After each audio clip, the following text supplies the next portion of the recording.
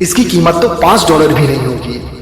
Mechanic ने कंधे उचकाकर बोला, मैंने उस टूटे पुर्जे के तो आपसे सिर्फ $2 लिए हैं। मैंने इसे इतने में ही खरीदा था। मकान मालिक ने उसके चेहरे के सामने बिल लहराया। $2? वह चिल्लाया, इसमें तो $200 लिखे हैं। सही है, मैकेनिक बोला, बाकी $198 तो यह जानने के हैं कि गड़बड़ी क्या थी और उसे कैसे ठीक किया जाए। आपका अवचेतन मन मास्टर मैकेनिक है, वह सबसे समझदार है। वह आपके शरीर के किसी भी अंग को ठीक करने के रास्ते और तरीके जानता है। सेहत का आदेश दें, आपका अवचेतन सेहत का निर्माण कर देगा, लेकिन इसका काम तो आराम से करना जरूरी है। आराम से अच्छी तरह होता है। विस्तृत विवरण और साधनों के बारे में सोच सोचकर हताश होने की जरूरत नहीं है। बस इतना जान लें कि अंतिम परिणाम क्या होगा। अपनी समस्या के सुखद समाधान को महसूस करें, चाहे यह सेहत, पैसे या लोक व्यवहार से संबंधित हो। याद रखें कि गंभीर बीमारी से ठीक होने पर आपको कैसा महसूस हुआ था। यह कभी ना भूलें कि आपकी भावना अवचेतन प्रदर्शन का पैमाना है। आपको नए विचार को साकार रूप में पूरी निष्ठा से महसूस करना चाहिए, भविष्य में होने वाली घटना की तरह नहीं, बल्कि इस तरह जैसे यह दरअसल इसी समय हो रही है।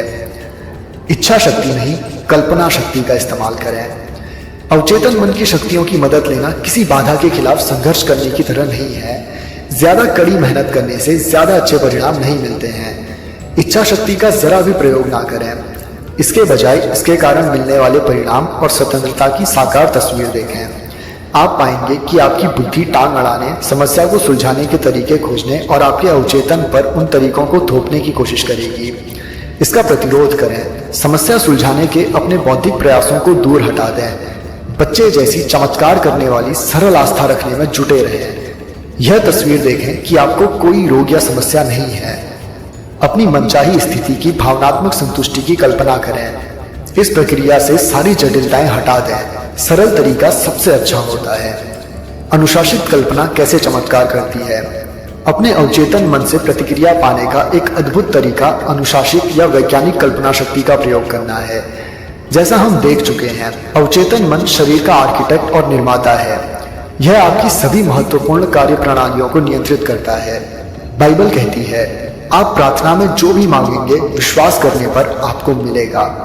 विश्वास करना किसी चीज को सच मानना है, इसके होने की उम्मीद में जीना है। जब आप इस अवस्था में रहते हैं तो आपकी प्रार्थना पूरी हो जाएगी।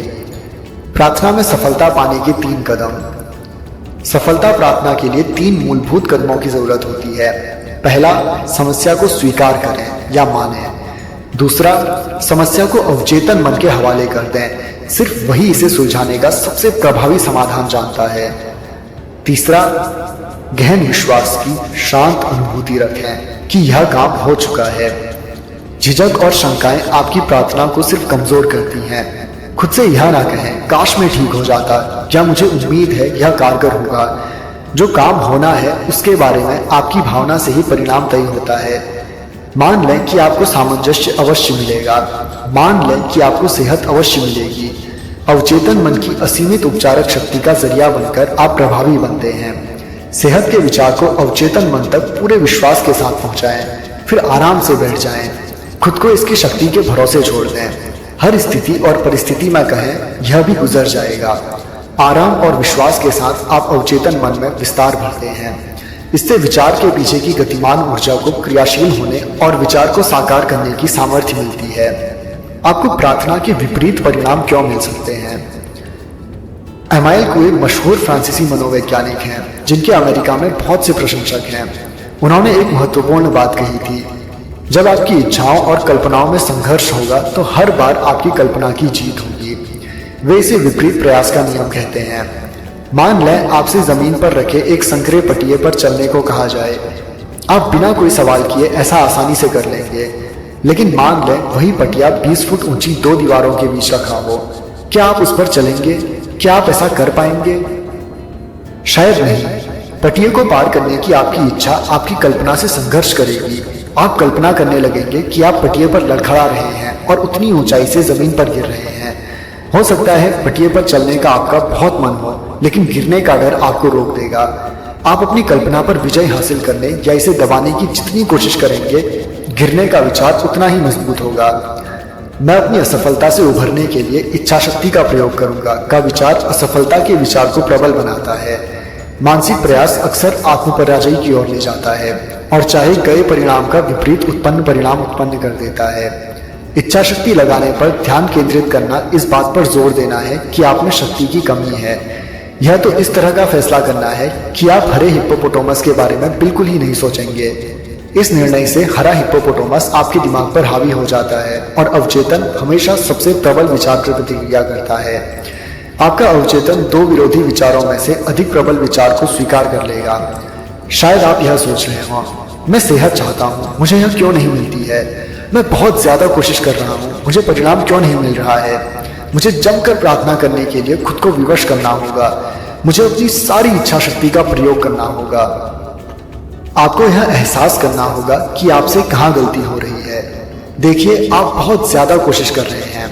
कभी भी अपने अवचेतन को मजबूर करने की कोशिश ना करें। कभी भी अपनी इच्छा शक्ति द्वारा उससे अपना विचार स्वीकृत करवाने की कोशिश ना करें। इस तरह की कोशिशों का नाकामयाब होना तय है। इस तरह अक्सर आपको उस चीज की विपरीत चीज मिलती है जिसके लिए आपने प्रार्थना की है। प्रयासहीन तरीका ज्यादा अच्छा है। क्या आपके साथ ऐसी कोई घटना हुई है? मान लें आप किसी तरह की परीक्षा में बैठे हैं। आपने पढ़ाई और सामग्री की समीक्षा में बहुत समय लगाया है। आपको लगता है कि आप बहुत कुछ जानते हैं, लेकिन परीक्षा में कोरी कॉपी को देखने पर आप पाते हैं कि आपका दिमाग तो उससे भी ज्यादा कोरा है। विषय का सारा ज्ञान अचानक आपका साथ छोड़ गया है। आपको एक भी प्रासंगिक विचार याद नहीं आता है। आप अपने दांत भींचने लगते हैं और अपनी सारी इच्छा शक्ति का आह्वान करते हैं, लेकिन आप जितनी ज्यादा कोशिश करते हैं, ज्ञान उतना ही ज्यादा दूर पहुंच जाता है। कुंठित होकर आप परीक्षा कक्ष से बाहर निकल आते हैं। मानसिक दबाव कम हो जाता है।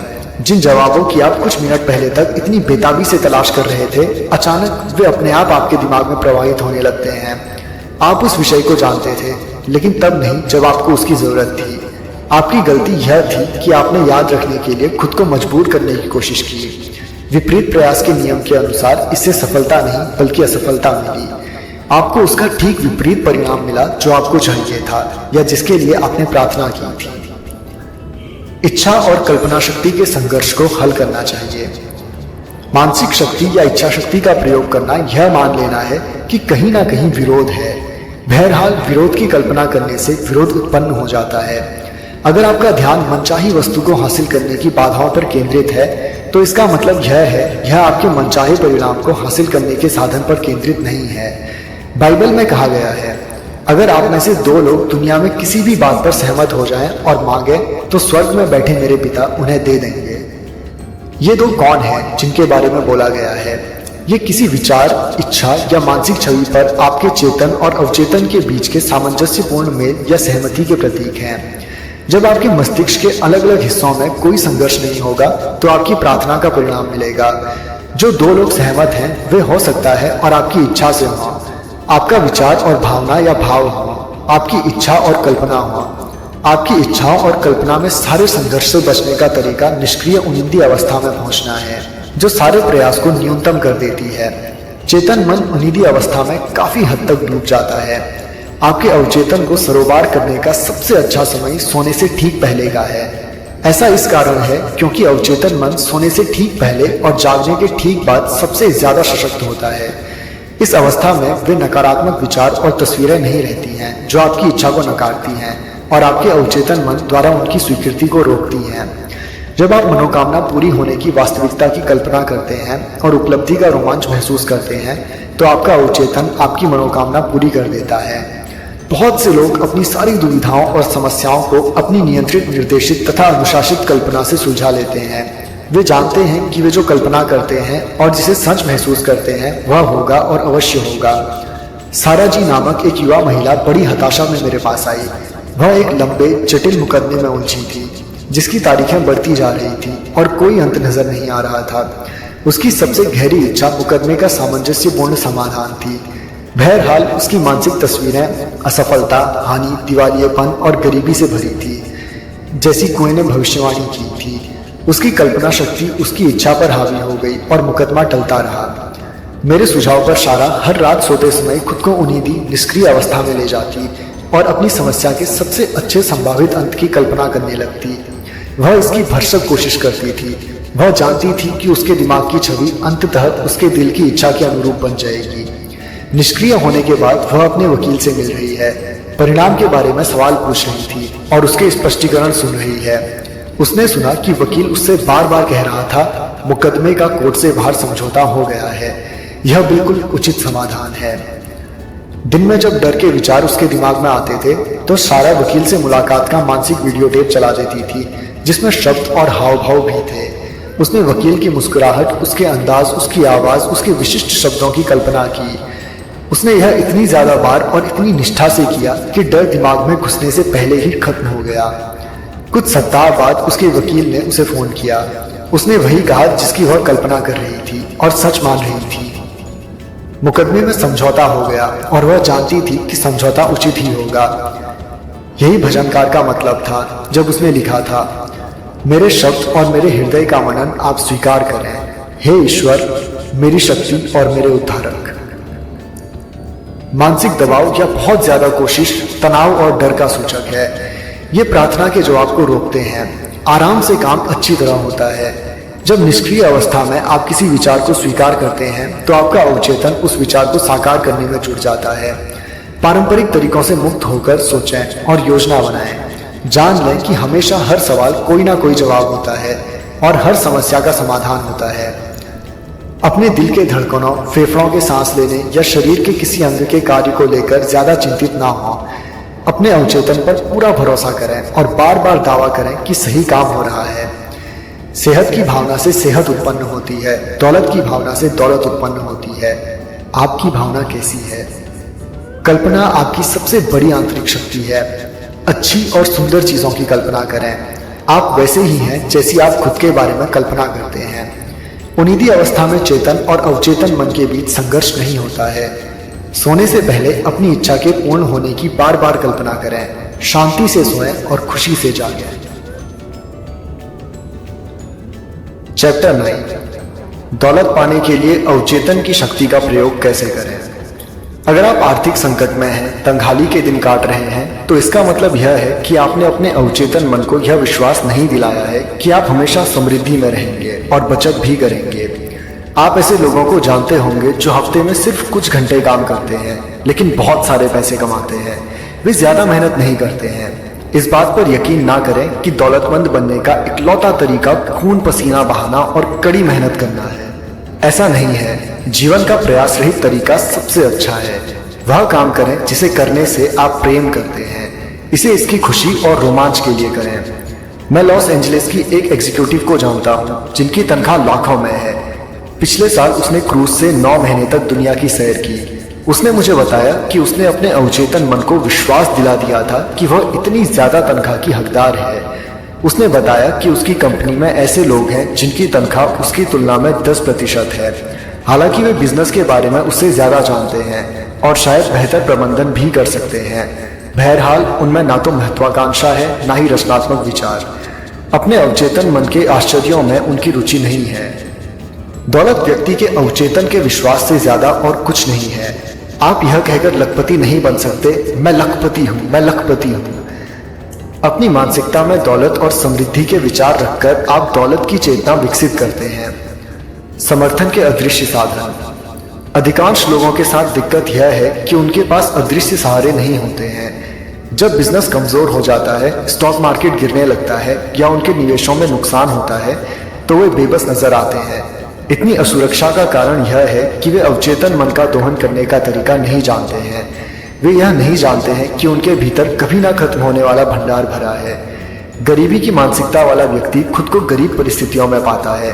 बहरहाल जिसका मस्तिष्क दौलत के विचारों से भरा होता है वह तमाम सुख सुविधाओं में जीता है। ईश्वर यह कभी नहीं चाहता है कि हम गरीबी में दिन काटें। आप दौलत और अपनी जरूरत की हर वह चीज पा सकते हैं। आप बहुत सारी दौलत पा सकते हैं। आपके शब्दों में इतनी शक्ति है कि वे आपके मस्तिष्क से गलत विचार साफ करके सही विचार भरते हैं।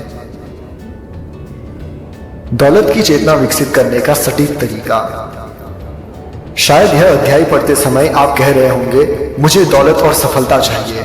आप एक काम करें, रोजाना 3-4 बार 5 मिनट तक ये 2 शब्द दोहराएं, दौलत, सफलता।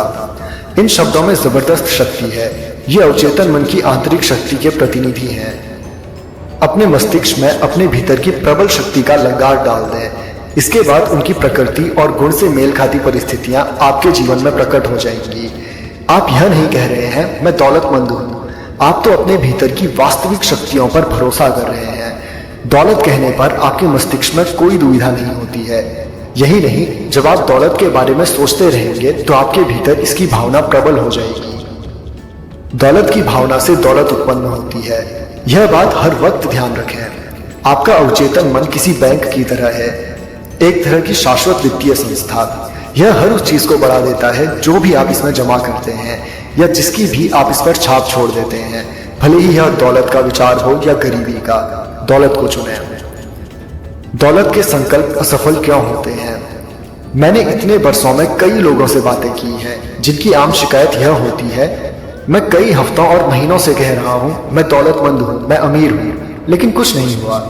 मैंने पाया कि जब वे कहते थे मैं दौलतमंद हूं, मैं अमीर हूं, तो उन्हें मन ही मन लगता था कि वे खुद से झूठ बोल रहे थे। एक व्यक्ति ने मुझे बताया, मैंने घोषणा की कि मैं अमीर हूं, मैं यह करते करते थक चुका हूं, स्थितियां अब पहले से ज्यादा खराब हैं। अपनी अमीरी की घोषणा करते समय मैं जानता था कि यह सच नहीं है। इस तरह के कथनों को चेतन मन स्वीकार नहीं करता है। इसी कारण उसने बाहर से जो घोषणा की और जिसका दावा किया उसे उसका विपरीत परिणाम मिला। आपकी सकारात्मक घोषणा तब सबसे अच्छी तरह सफल होती है जब यह विशिष्ट हो और मानसिक संघर्ष या विवाद पैदा ना होता हो। इस व्यक्ति के कथन से स्थिति और बिगड़ गई क्योंकि उसमें वित्तीय तंगी की भावना थी। आपका अवचेतन निरर्थक शब्दों या वाक्यों को स्वीकार नहीं करता है, यह तो सिर्फ उन्हें स्वीकार करता है जिन्हें आप सचमुच सच मानते हैं। अवचेतन मन हमेशा प्रबल विचार या विश्वास को स्वीकार करता है। मानसिक संघर्ष से कैसे बचें? जिन लोगों के सामने यह मुश्किल है उनके लिए इस संघर्ष से उभरने का आदर्श तरीका यहाँ दिया गया है। यह व्यवहारिक कथन बार बार दोहराएं, खास तौर पर सोने से ठीक पहले। दिन रात मैं अपनी सभी रुचियों में समृद्ध हो रहा हूँ। इस सकारात्मक घोषणा से कोई बहस नहीं होगी क्योंकि यह आपके अवचेतन मन की वित्तीय कमी की छाप का विरोध नहीं करती है। एक बहुत चिंतित बिजनेसमैन मेरे पास आया। उसकी बिक्री व आर्थिक स्थिति बहुत खराब थी। मैंने उससे कहा कि वह अपने ऑफिस में शांत होकर बैठ जाए और बार बार दोहराए, मेरी बिक्री हर दिन बढ़ रही है। इस कथन के कारण उसके चेतन और अवचेतन मन मिलकर काम करने लगे और बाद में अच्छे परिणाम मिले। कोरे चेक पर साइन ना करें। आप कोरे चेक पर साइन करते हैं जब आप इस तरह की बात करते हैं, काम चलाने के लिए पर्याप्त पैसे नहीं है, काफी तंगी है, कर्ज की किश्त नहीं चुकाने के कारण मैं अपना घर गंवा दूंगा आदि। जब आप भविष्य के बारे में डरते हैं तो आप एक कोरा चेक लिख रहे हैं और नकारात्मक परिस्थितियों को अपनी ओर आकर्षित कर रहे हैं।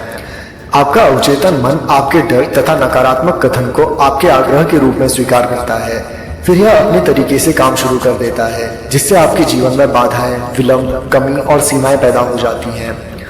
आपका अवचेतन आपको चक्रवृद्धि ब्याज देता है। जिसमें दौलत की भावना है उसे अधिक दौलत दी जाएगी, जिसमें कमी की भावना है उसे कम दिया जाएगा। आप जिस चीज को अपने अवचेतन में जमा करते हैं यह उस चीज को कई गुना कर देता है और बढ़ा देता है। हर सुबह जब आप जागें तो समृद्धि, सफलता, दौलत और शांति के विचार जमा करें। इन अवधारणाओं पर सोचें, अपने मस्तिष्क को उनके साथ अधिकतम व्यस्त रखें। ये सृजनात्मक विचार जमा राशि की तरह आपके अवचेतन मन में पहुंच जाएंगे और प्रचुरता तथा समृद्धि ले आएंगे। कुछ क्यों नहीं हुआ? आप शायद कह रहे होंगे, ओह मैंने यह किया था लेकिन कुछ नहीं हुआ। आपको परिणाम इसलिए नहीं मिले क्योंकि शायद 10 मिनट बाद ही आप डर के विचार में डूब गए थे और आपने उस अच्छे विचार को नकार दिया था जिसकी आपने घोषणा की थी। जब आप जमीन में कोई बीज बोते हैं तो आप उसी दिन बाद में उसे खोदकर वापस नहीं निकाल लेते हैं, आप उसे जड़ें जमाने और बढ़ने का मौका देते हैं। मान लें उदाहरण के लिए आप यह कहने वाले हैं, मैं उस चीज के पैसे अदा नहीं कर पाऊंगा। इससे पहले कि आप मैं से आगे बढ़ें वहीं रुक जाएं, इसे बदलकर सृजनात्मक कर दें, जैसे मैं सभी तरीकों से समृद्ध बनूंगा। दौलत का सच्चा स्रोत। आपके अवचेतन मन में विचारों की कभी कमी नहीं होती है। इसके भीतर असंख्य विचार हैं जो आपके चेतन मन में प्रवाहित होने और असंख्य तरीकों से आपकी जेब में पैसे भरने के लिए तैयार है।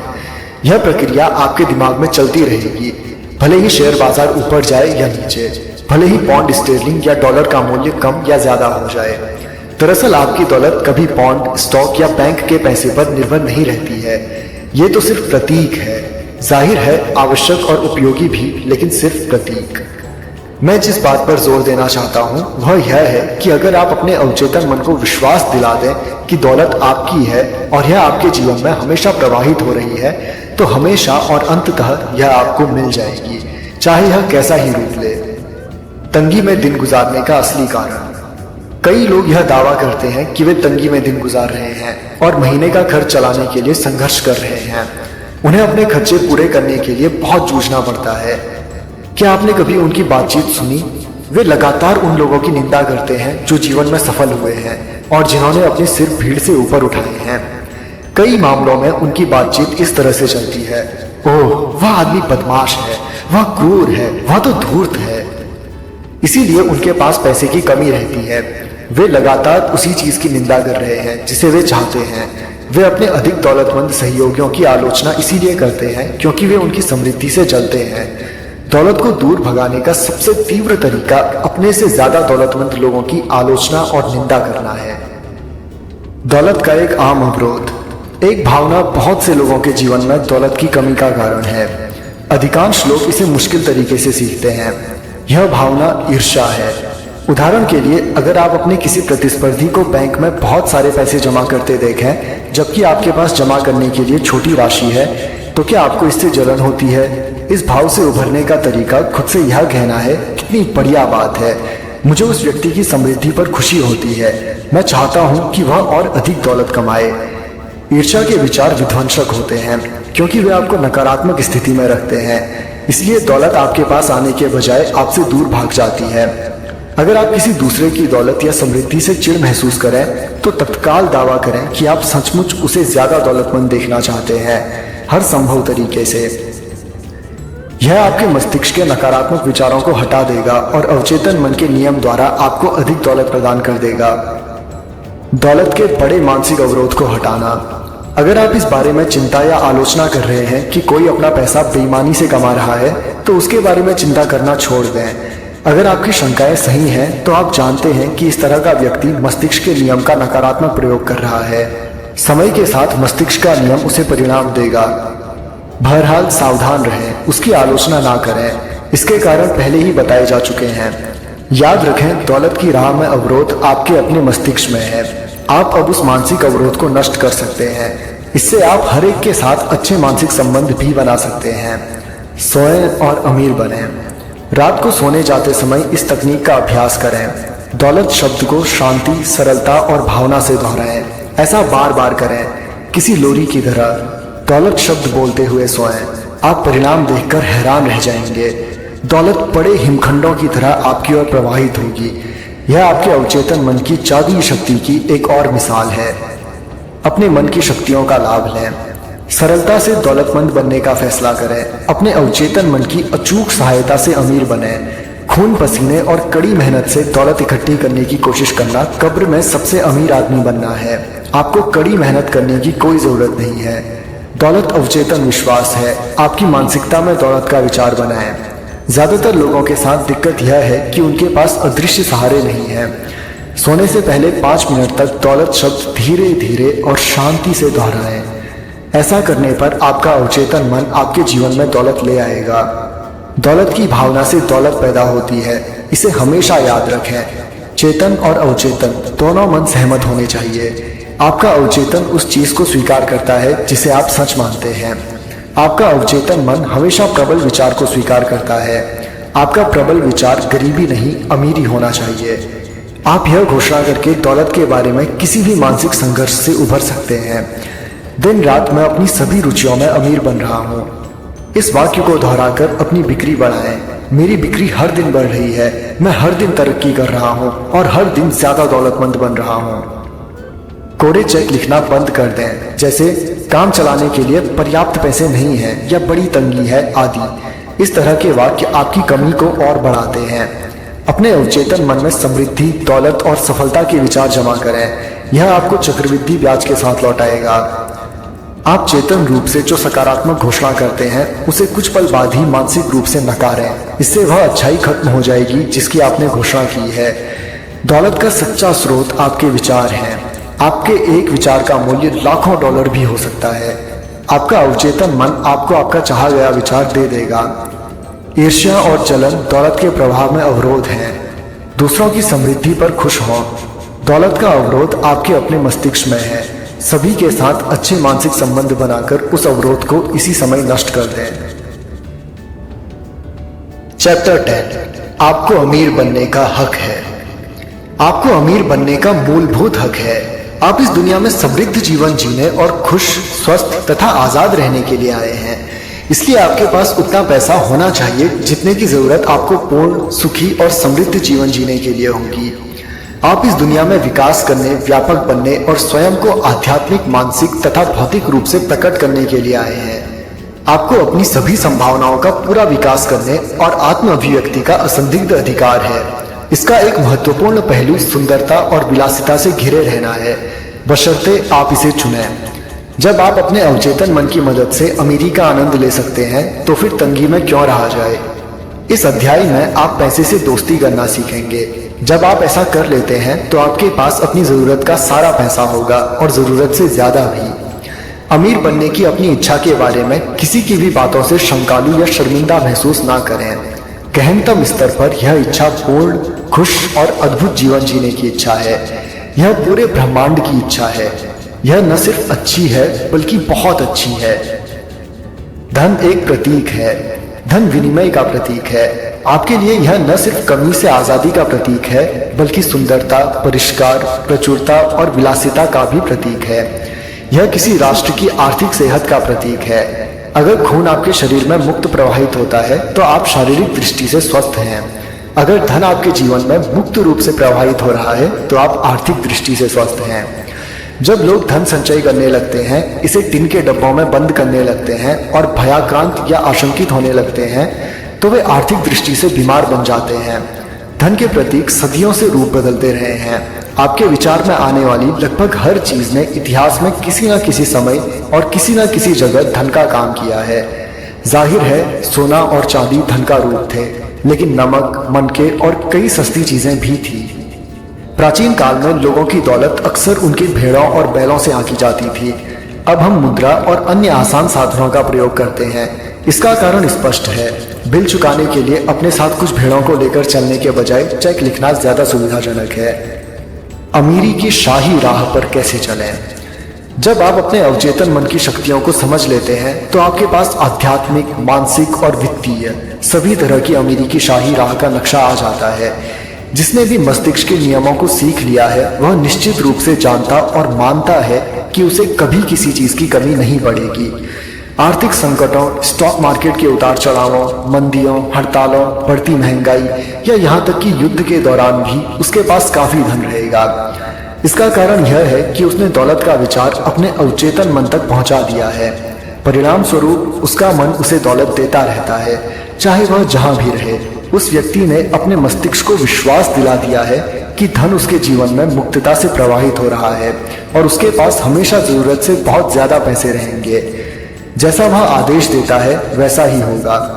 अगर कल वह वित्तीय रूप से तबाह हो जाए और उसके पास की हर चीज मूल्यहीन हो जाए तब भी वह दौलत को आकर्षित करेगा। वह संकट से आराम से उबर जाएगा। यही नहीं, वह उससे लाभ भी उठा लेगा। आपके पास अधिक पैसे क्यों नहीं हैं? यह अध्याय पढ़ते समय शायद ही आप सोच रहे हो मैं ज्यादा आमदनी का हकदार हूँ। मेरी राय में यह अधिकांश लोगों के बारे में सही है। वे सचमुच ज्यादा आमदनी के हकदार होते हैं, लेकिन उन्हें यह मिलती नहीं है। इन लोगों के पास अधिक पैसे नहीं होने का एक बहुत महत्वपूर्ण कारण यह है कि वे मन ही मन या खुलकर इसकी निंदा करते हैं। वे धन को गंदा कहते या मानते हैं। वे अपने बच्चों और दोस्तों से कहते हैं धन का प्रेम ही सारी बुराइयों की जड़ है। उनके दौलतमंद ना बन पाने का एक कारण यह भी है कि उनके अवचेतन में कहीं ना कहीं यह भाव छिपा होता है कि गरीबी में कोई खास गुण है। हो सकता है कि यह अवचेतन भाव बचपन की नसीहत या फिर धर्म ग्रंथों के गलत विश्लेषक के कारण आ गया हो। धन और संतुलित जीवन। एक बार एक आदमी ने मुझसे कहा मैं दिवालिया हो गया हूँ, लेकिन यह बिल्कुल ठीक है। मुझे धन पसंद नहीं है, यह सारी बुराइयों की जड़ है। ये कथन दुविधाग्रस्त न्यूरोटिक मानसिकता के सूचक है। धन का प्रेम अगर बाकी हर चीज से ज्यादा हो जाए तो इससे आप एक तरफा और असंतुलित हो सकते हैं। लेकिन यहाँ आप अपनी शक्ति या सत्ता का समझदारी से प्रयोग करेंगे। कुछ लोग शक्ति के भूखे होते हैं, बाकी धन के भूखे होते हैं। अगर आप सिर्फ धन पर पूरा ध्यान लगाते हैं और कहते हैं मैं सिर्फ धन चाहता हूं, मैं अपना पूरा ध्यान धन संग्रह पर केंद्रित करूंगा, बाकी किसी चीज का कोई महत्व नहीं है, तो हो सकता है कि आप धन कमा लें और ढेर सारा जमा भी कर लें, लेकिन आप इसकी कितनी बड़ी कीमत चुकाएंगे। आप शायद भूल चुके हैं कि आप दुनिया में संतुलित जीवन जीने के लिए आए हैं।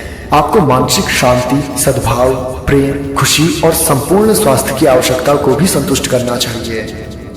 धन संग्रह को एकमात्र लक्ष्य बनाकर आप गलत चुनाव करते हैं। हो सकता है आप सोचें कि आप सिर्फ धन ही चाहते हैं, लेकिन तमाम कोशिशों के बाद आप पाते हैं कि आपको सिर्फ धन की ही जरूरत नहीं रहती है।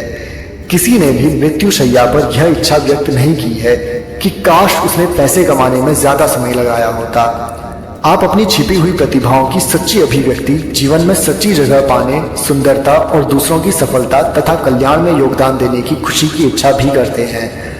अगर आप चाहें तो अपने अवचेतन मन के नियम सीखकर 10 लाख डॉलर या 1 करोड़ डॉलर भी कमा सकते हैं और साथ ही मानसिक शांति, सद्भाव, संपूर्ण स्वास्थ्य और आदर्श अभिव्यक्ति भी पा सकते हैं। गरीबी एक मानसिक रोग है। गरीबी में कोई गुण नहीं है, यह किसी अन्य मानसिक रोग की तरह है। अगर आप शारीरिक रूप से बीमार हैं तो आपको यह एहसास होगा कि आपके साथ कुछ न कुछ गड़बड़ है। आप मदद लेना चाहेंगे और स्थिति का उपचार करने की कोशिश करेंगे। इसी तरह अगर आपके जीवन में धन का पर्याप्त प्रवाह नहीं हो रहा है तो आपके साथ कोई ना कोई मूलभूत गड़बड़ है। जीवन सिद्धांत की दिशा विकास, विस्तार और जीवन को अधिक समृद्ध बनाने की ओर है। आप यहाँ पर किसी दबड़े में रहने, चिथड़े पहनने और भूखे मरने के लिए नहीं आए हैं। आपको खुश, समृद्ध और सफल बनना चाहिए। आपको धन की कभी आलोचना क्यों नहीं करनी चाहिए। धन के बारे में सारे अजीब विश्वास और अंधविश्वास अपने दिमाग से धो डालें। कभी भी धन को बुरा या गंदा ना माने। ऐसा करने पर यह पंख लगाकर आपसे दूर उड़ जाएगा। याद रखें, आप जिसकी बुराई करते हैं उसे खो देते हैं। आप जिसकी आलोचना करते हैं उसे आकर्षित नहीं कर सकते। धन के प्रति सही नजरिया अपनाना। यहाँ एक आसान तकनीक दी जा रही है जिसका प्रयोग आप अपने जीवन में धन को कई गुना करने के लिए कर सकते हैं। दिन में कई बार ये वाक्य दोहराएं, मुझे धन पसंद है, मैं इससे प्रेम करता हूँ, मैं इसका समझदारी से, सृजनात्मक तरीके से और न्यायपूर्ण प्रयोग करता हूँ। मेरे जीवन में धन का लगातार प्रभाव हो रहा है, मैं खुशी से इसे मुक्त करता हूँ और यह अद्भुत तरीके से कई गुना होकर मेरे पास लौटता है। यह अच्छा है, बहुत अच्छा है। धन बहुत बड़ी मात्रा में मेरी तरफ प्रवाहित हो रहा है। मैं इसका प्रयोग सिर्फ भलाई के लिए करता हूँ। मैं अपनी आर्थिक समृद्धि तथा मानसिक दौलत के लिए कृतज्ञ हूँ। वैज्ञानिक चिंतक धन की ओर कैसे देखता है। मान लें आप सोने, चांदी, जस्ते, तांबे या लोहे की समृद्ध खदान खोज लेते हैं। क्या आप यह ऐलान करेंगे कि ये चीजें बुरी हैं? जाहिर है नहीं। सारी बुराई इंसानों की अंधकारमयी समझ, अज्ञान, जीवन के झूठे विश्लेषण और अवचेतन मन के दुरुपयोग के कारण पैदा होती है। चूंकि धन सिर्फ एक प्रतीक है, इसलिए हम लेन देन के साधन के रूप में उतना ही आसानी से जस्ते या टिन या किसी अन्य धातु का इस्तेमाल कर सकते हैं। 20वीं सदी में अमेरिकी सिक्के डाइन और क्वार्टर चांदी से बनते थे। उनमें 10 या 25 सेंट मूल्य की चांदी होती थी। फिर सरकार उन्हें ज्यादा सस्ती धातु से बनाने लगी। इसके बाद भी क्वार्टर का मूल्य 25 सेंट ही रहा, हालांकि इसकी धातु का मूल्य इससे कम था। कोई भी भौतिकशाली शास्त्र आपको बता देगा कि एक धातु और दूसरी धातु के बीच इकलौता अंतर इसके परमाणुओं की प्रारंभिक कणों के प्रकार और संख्या का है। किसी धातु के टुकड़े पर कणों की धारा छोड़कर आप इसे दूसरी धातु में बदल सकते हैं। कीमियागिरों ने सस्ती धातुओं को सोने में बदलने का सपना देखा था, लेकिन उससे क्या, सोने जस्ते से ज्यादा गुणवान या बुरा नहीं है। ये तो भिन्न धातुएं हैं जिनके गुण भिन्न हैं, बस इतनी सी बात है। लंबे इतिहास के कारण ही सोने को खास कीमती समझा जाता है। यही वजह है कि लोग इससे जस्ते से ज्यादा प्रेम या नफरत करते हैं। आवश्यक धन कैसे आकर्षित करें। कई साल पहले मैं ऑस्ट्रेलिया में एक युवक से मिला। उसने मुझे बताया कि उसने डॉक्टर बनने का सपना देखा था। वह विज्ञान की क्लासों में गया और उसका प्रदर्शन बहुत बढ़िया था, लेकिन मेडिकल कॉलेज का खर्च उठाना उसके लिए बूते से बाहर था। उसके माता पिता मर चुके थे। अपना पेट पालने के लिए उसने स्थानीय अस्पताल में डॉक्टरों के ऑफिसों की सफाई की। मैंने उसे बताया कि जमीन में बोया गया बीज अपनी तरफ हर उस चीज को आकर्षित करता है जिसकी इसे सही तरीके से उगने में जरूरत होती है। उसे तो बस बीज से सबक लेना था और अपने अवचेतन मन में अपेक्षित विचार का बीज बोना था। हर रात सोने से पहले यह युवक एक मेडिकल डिप्लोमा सर्टिफिकेट की तस्वीर देखता था जिसमें उसका नाम बड़े बड़े अक्षरों में लिखा रहता था। उसे डिप्लोमा की स्पष्ट विस्तृत तस्वीर देखने में जरा भी मुश्किल नहीं हुई। वह दिन में डॉक्टरों के ऑफिसों में दीवारों पर टंगे फ्रेम किए हुए डिप्लोमा की धूल साफ करके उन्हें चमकाता था। उनकी सफाई करते समय वह उन्हें गौर से देखा करता था। लगभग 4 महीने तक हर रात वह तस्वीर वाली तकनीक आजमाता रहा। फिर जिस डॉक्टर के ऑफिस की वह सफाई करता था उसने उससे पूछा कि क्या वह उसका सहयोगी बनेगा। डॉक्टर ने उसे एक प्रशिक्षण कार्यक्रम में भेजने का खर्च उठाया जहां उसने बहुत सी चिकित्सा संबंधी योग्यताएं सीखी। इसके बाद डॉक्टर ने उसे अपना सहयोगी बना लिया। वह इस युवक की प्रतिभा और संकल्प से इतना प्रभावित हुआ कि उसने उसे बाद में मेडिकल कॉलेज भेजने में भी मदद की। आज वह युवक मॉन्ट्रियल कनाडा में शिक्षारत डॉक्टर है। इस युवक को सफलता इसलिए मिली क्योंकि उसने आकर्षण का नियम सीख लिया था। उसने यह जान लिया था कि अपने अवचेतन मन का सही तरीके से प्रयोग कैसे करना है। इसमें युगों पुराना वह नियम शामिल है जो कहता है अंत को स्पष्ट रूप से देखने के बाद आप उस अंत की प्राप्ति के साधन की इच्छा करते हैं। इस मामले में अंत डॉक्टर बनना था। वह डॉक्टर बनने की कल्पना कर सकता था, इसकी तस्वीर देख सकता था और इसकी वास्तविकता महसूस कर सकता था। वह इस विचार के साथ जिया, उसने इसे बनाए रखा, पोषण दिया और प्रेम किया। आखिरकार तस्वीर देखने के बाद यह विचार उसके अवचेतन मन की परतों को भेद कर पहुंच गया। यह विश्वास बन गया। इस विश्वास ने उसकी ओर हर उस चीज को आकर्षित किया जो उसके सपने को हकीकत में बदलने के लिए जरूरी थी। कुछ लोगों की तनख्वाह क्यों नहीं बढ़ती है? मान लीजिए आप किसी बड़ी कंपनी में काम करते हैं। आपको लगता है कि आपको कम तनख्वाह मिलती है। आप इस बात से चिढ़ते हैं कि आपके बॉस आपको महत्व नहीं देते हैं। आप लगातार सोचते हैं कि आप ज्यादा तनख्वाह और महत्व के हकदार हैं। अपने बॉस के प्रति मानसिक विरोध रखकर आप अवचेतन रूप से उस कंपनी से अपने बंधन तोड़ रहे हैं। आप एक प्रक्रिया शुरू कर रहे हैं। नतीजा यह होगा कि एक दिन आपका बॉस आपसे कहेगा हमें आपको निकालना पड़ेगा। सच तो यह है कि एक तरह से आपने ही खुद को निकलवाया है। आपका बॉस तो सिर्फ एक साधन के रूप में काम कर रहा है जिससे आपकी ही नकारात्मक मानसिक अवस्था की पुष्टि हुई है। यह क्रिया और प्रतिक्रिया के नियम का एक उदाहरण मात्र है। क्रिया आपका विचार है और प्रतिक्रिया आपके अवचेतन मन की है। अमीरी की राह में बाधाएं और अवरोध। समय समय पर आपने शायद किसी को कहते सुना होगा, जो भी ढेर सारे पैसे कमाता है वह हमेशा बदमाश होता है। इस तरह से बोलने और सोचने वाला आमतौर पर वित्तीय बीमारी का शिकार होता है। शायद वह अपने पुराने दोस्तों के प्रति कटु और ईर्ष्यालु है जो ज्यादा सफल तथा दौलतमंद बन गए हैं। अगर ऐसा है तो वह अपनी मुश्किलें खुद पैदा कर रहा है। उन दोस्तों के बारे में नकारात्मक विचार रखकर और उनकी दौलत की निंदा करके वह दौलत और समृद्धि को खुद से दूर कर रहा है। क्या आप किसी ऐसे व्यक्ति के पास रुकना पसंद करेंगे जो आपकी निंदा करता हो? जाहिर है नहीं। और दौलत भी ऐसा नहीं करेगी। यह व्यक्ति उसी चीज को दूर भगा रहा है जिसके लिए वह प्रार्थना कर रहा है। वह दो विरोधी प्रार्थनाएं कर रहा है।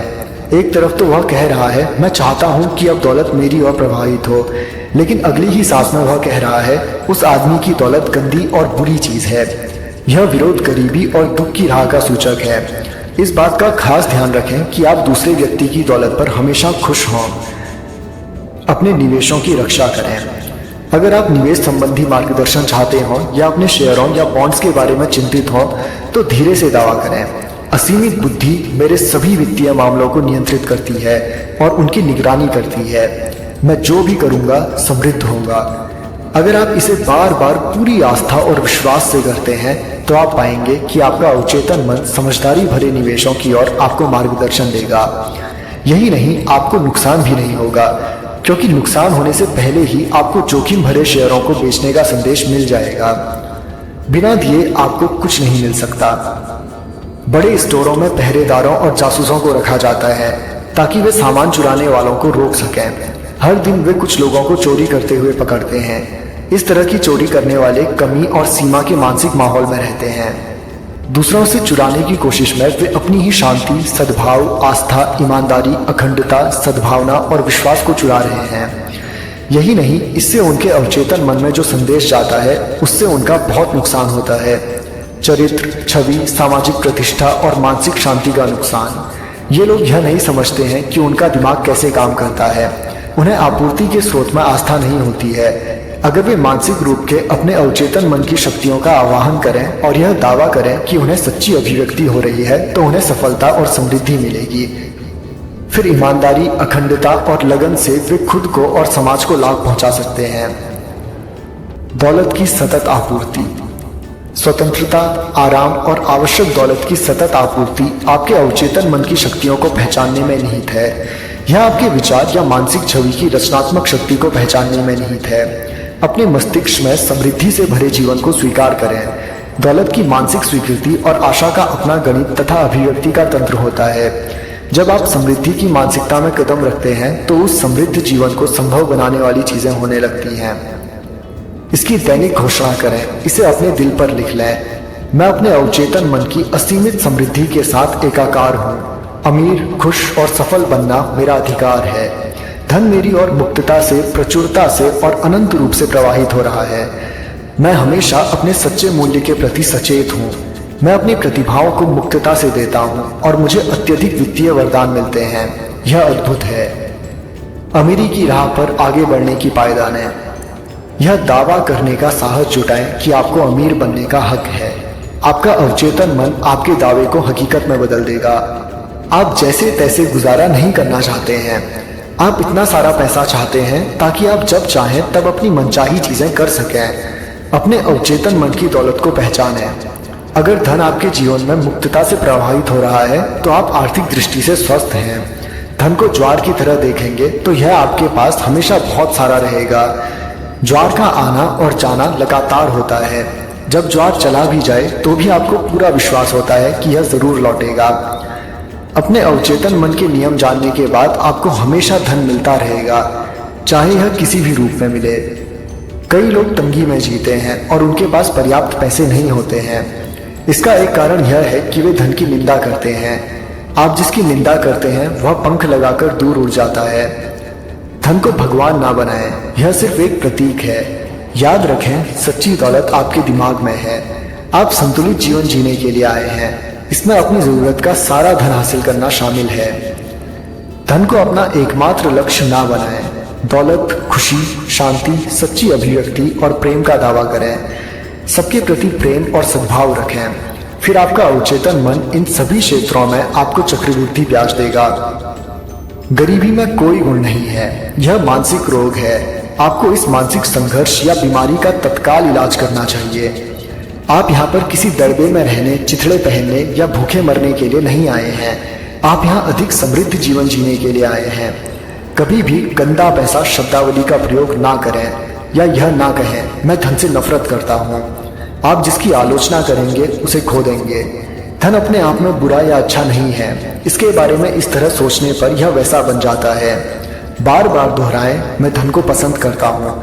मैं इसका प्रयोग समझदारी से, सृजनात्मक तरीके से और न्यायपूर्ण तरीके से करूँगा। मैं इसे खुशी के साथ मुक्त करता हूँ और यह 1000 गुना होकर मेरे पास लौट आता है। धन तांबे, जस्ते, टिन या लोहे से ज्यादा बुरा नहीं है जिसे आप जमीन में पा सकते हैं। सारी बुराई मस्तिष्क की शक्तियों के अज्ञान और दुरुपयोग के कारण उत्पन्न होती है। बिना कुछ दिए कुछ पाने की कोशिश छोड़ दें। मुफ्त लंच जैसी कोई चीज नहीं होती। आपको कुछ पाने के लिए कुछ देना होगा। अगर आप अपने लक्ष्यों, आदर्शों और कामों पर मानसिक ध्यान देंगे तो आपका अवचेतन मन हमेशा आपका साथ देगा। दौलत की कुंजी अवचेतन मन के नियमों को लागू करना और इसमें दौलत के विचार का बीज बोना है। आपका अवचेतन मन सफलता में साझेदार है। सफलता का सच्चा आंतरिक अर्थ जीवन में सफल बनना है। इस धरती पर दीर्घकालीन शांति, खुशी और सुख पाने को सफलता की संज्ञा दी जा सकती है। इनका अनुभव ही वह अनंत जीवन है जिसके बारे में ईसा मसीह ने कहा है। जीवन की सच्ची चीजें जैसे शांति, सद्भाव, अखंडता, सुरक्षा और खुशी अमूर्त है। वे इंसान के गहरे स्वरूप से उत्पन्न होती हैं। इन गुणों पर मनन करने से स्वर्ग के ये खजाने हमारे अवचेतन में उतर आते हैं। सफलता की 3 पायदानें। सफलता की अति महत्वपूर्ण पहली पायदान उस काम का पता लगाना और करना है जिससे आप प्रेम करते हैं। जब तक आप अपने काम से जब तक आप अपने काम से प्रेम ना करते हो तब तक संभवतः आप उसमें खुद को सफल नहीं मानेंगे, भले ही दुनिया आपको बहुत सफल कहती रहे।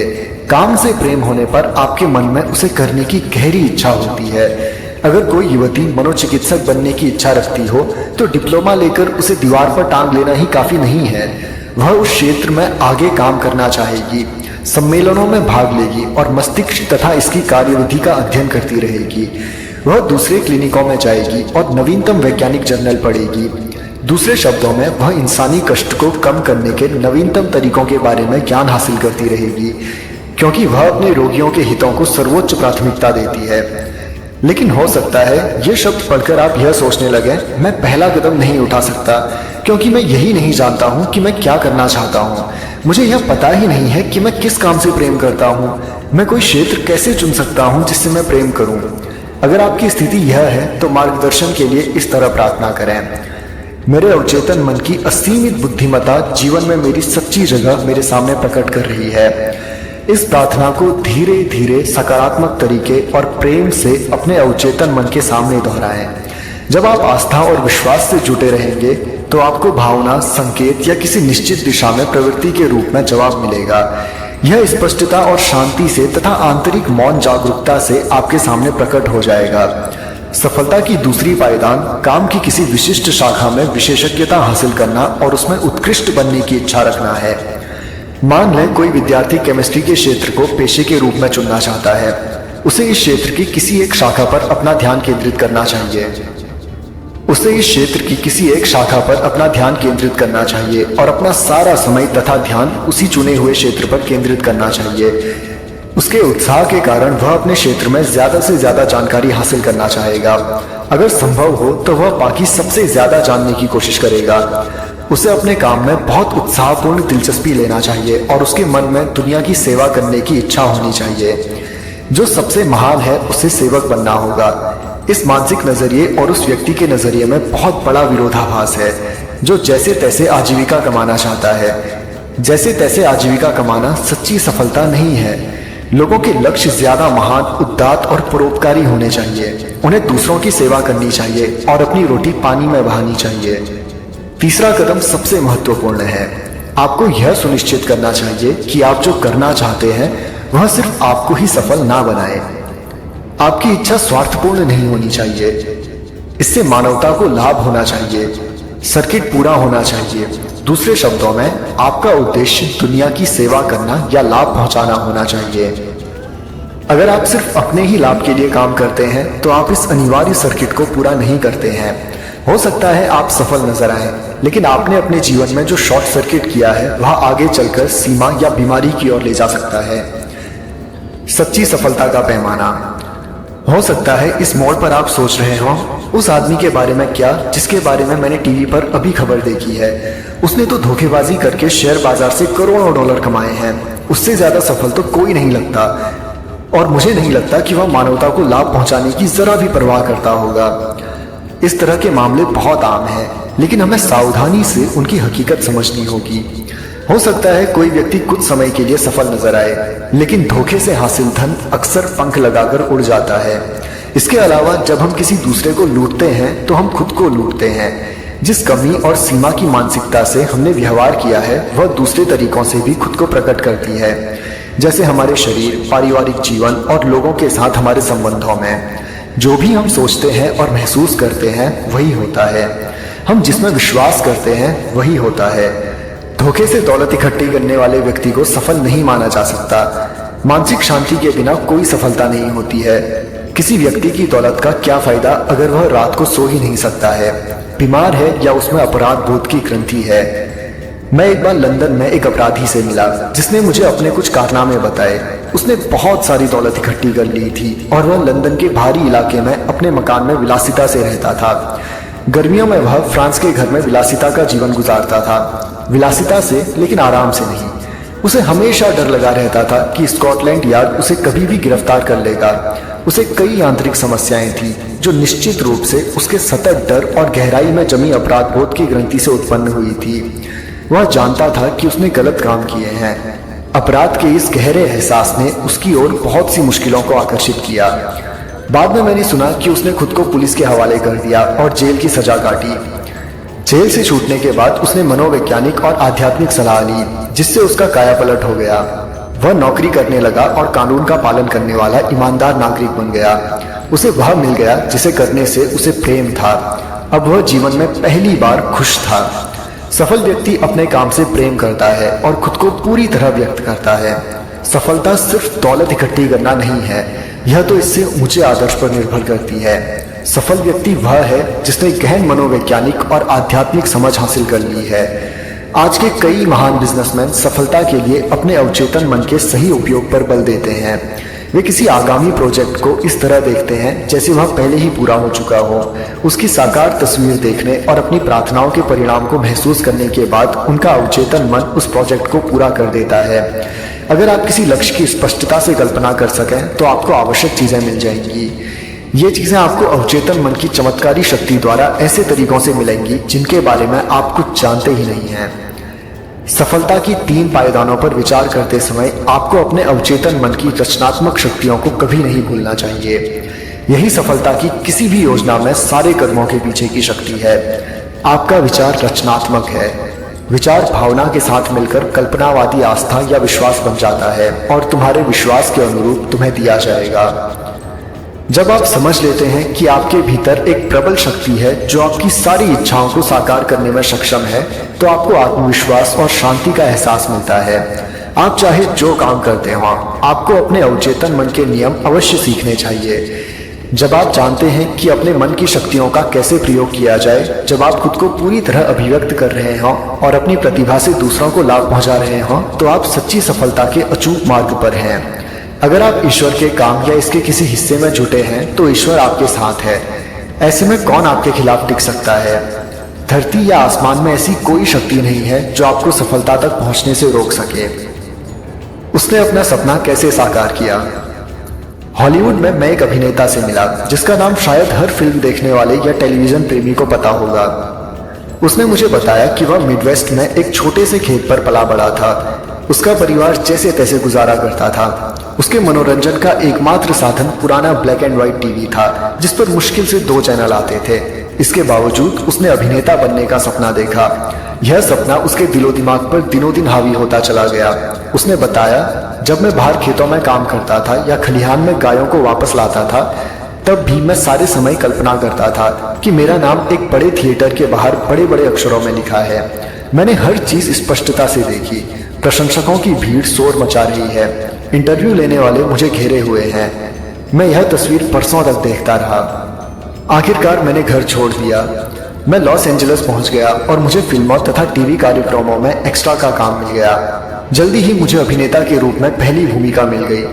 प्रीमियर की रात जब मैं कार से थिएटर पहुंचा तो बेहोश होते होते बचा।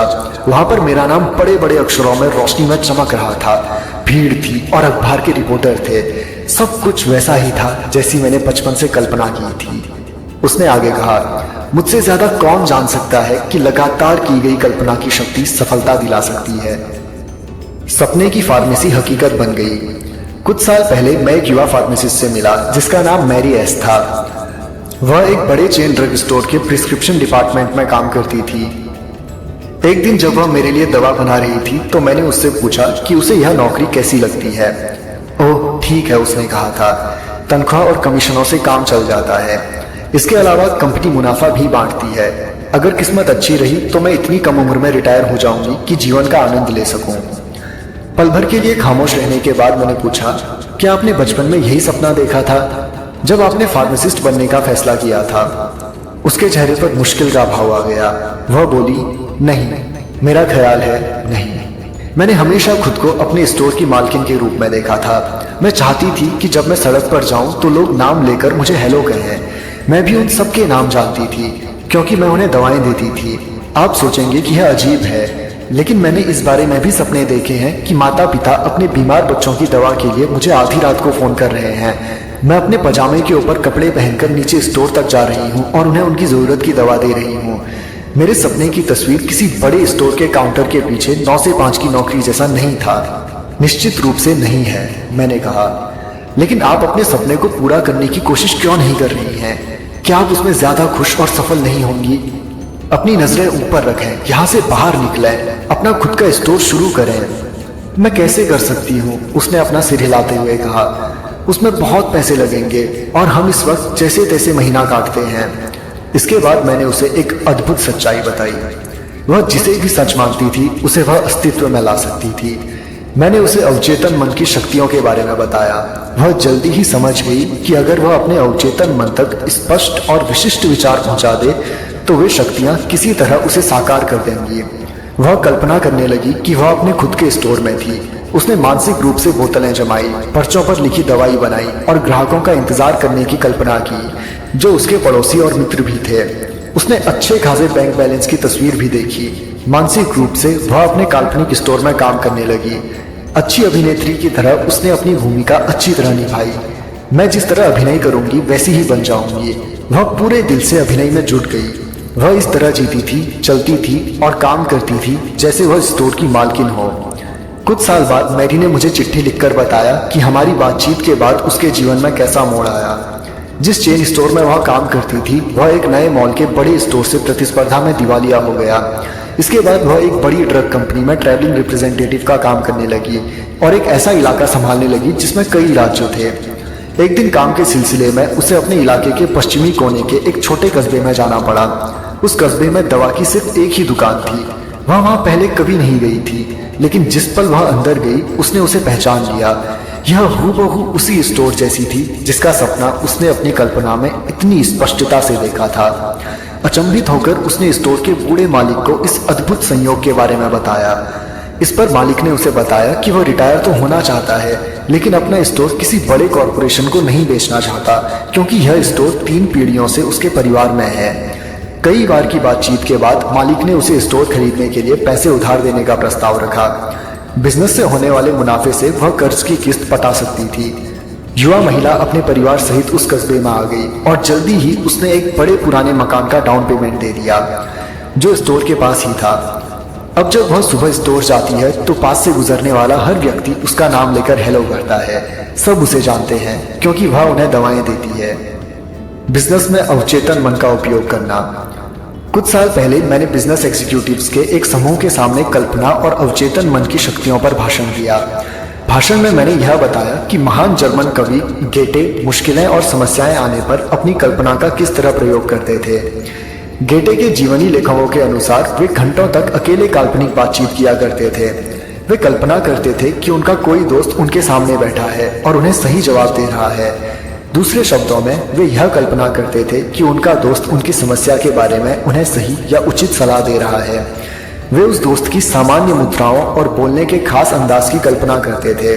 वे इस पूरे काल्पनिक दृश्य को जितना वास्तविक और स्पष्ट बना सकते थे बना लेते थे। इस भाषण में एक युवा स्टॉक ब्रोकर भी मौजूद थी।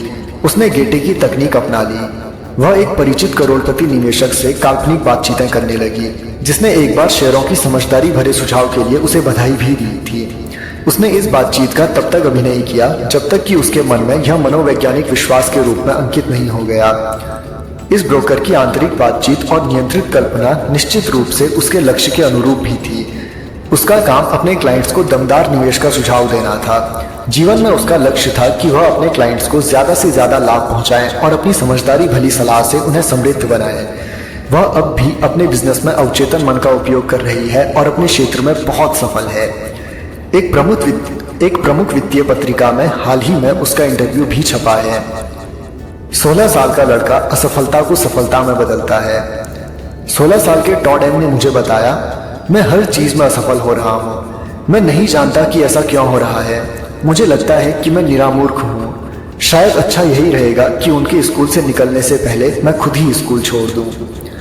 आगे की बातचीत में मुझे पता चला कि टॉड का नजरिया ही गड़बड़ था। वह अपनी पढ़ाई के बारे में उदासीन था और अपने कुछ टीचर्स तथा सहपाठियों के प्रति द्वेष भी पाले था। मैंने उसे सिखाया कि पढ़ाई में सफल होने के लिए वह अपने अवचेतन मन का इस्तेमाल कैसे कर सकता है।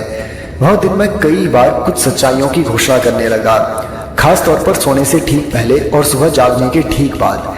जैसा हम देख चुके हैं, अवचेतन मन तक विचार पहुंचाने के लिए ये सबसे अच्छे समय होते हैं। उसने यह सकारात्मक घोषणा की, मुझे एहसास है कि मेरा अवचेतन मन यादों का भंडार है।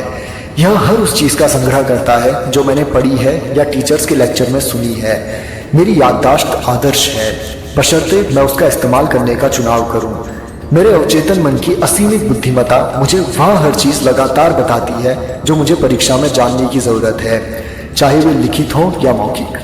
मैं अपने सभी टीचर्स और सहपाठियों के प्रति प्रेम और सद्भाव दर्शाता हूँ। मैं सचमुच चाहता हूँ कि वे सफल हों और उन्हें सभी अच्छी चीजें मिलें। टॉड अब पहले से बहुत ज्यादा